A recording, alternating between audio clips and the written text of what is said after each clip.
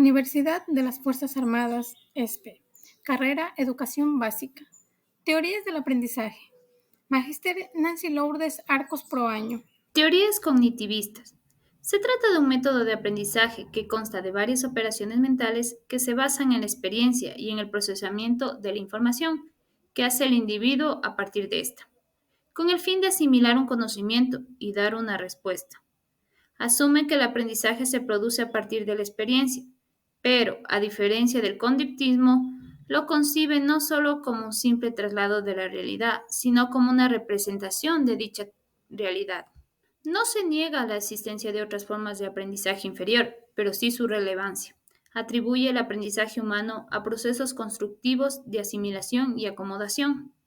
El cognitivismo abandona la orientación mecanicista pasiva del conductismo y concibe al sujeto como el procesador activo de la información, a través del registro y organización de dicha información para llegar a su reorganización y reestructuración en el aparato cognitivo propio.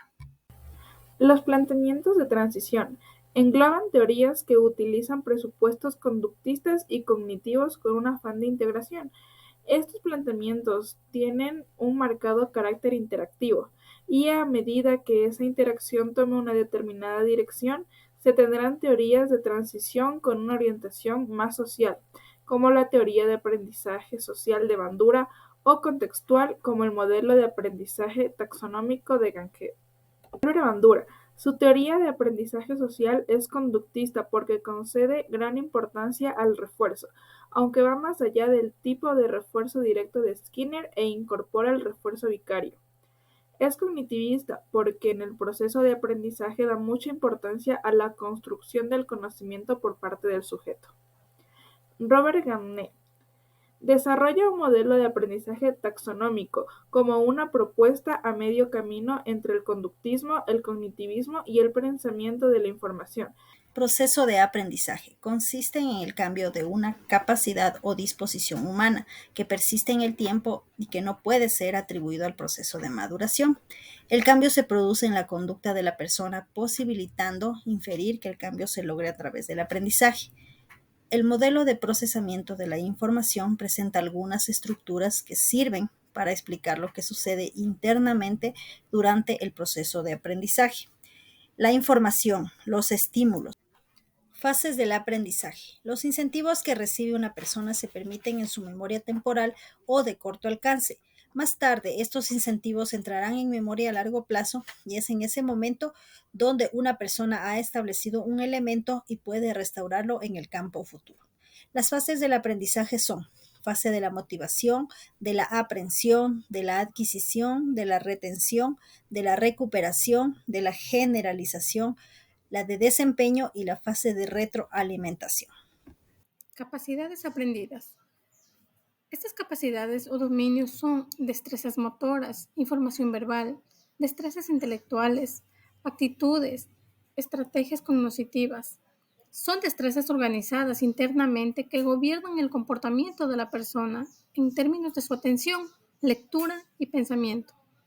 Gagne enfatiza que los 5 dominios representan los resultados del aprendizaje. En cambio, los tipos son parte del proceso del aprendizaje. Entre los tipos son aprendizaje de señales, aprendizaje de estímulo, encadenamiento, asociación verbal, discriminaciones múltiples, aprendizaje de conceptos, aprendizaje de principios y resolución de problemas.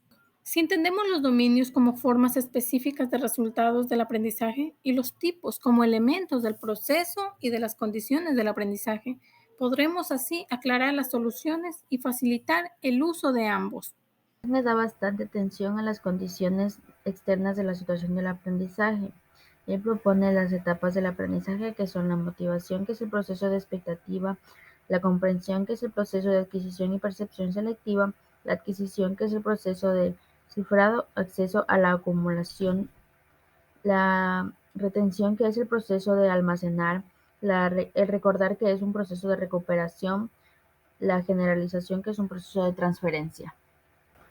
Brunet plantea su teoría de la categorización, la cual coincide con la de Vygotsky en resaltar que el papel de la actividad como parte esencial de todo proceso de aprendizaje. De este modo se hace al avanzar el aprendizaje de manera continua de forma cíclica. Tenemos como fase la predisposición inicial, receptiva, y como estrategia la atención y motivación. Como fase la activación de conocimientos previos y como estrategia organizadores previos.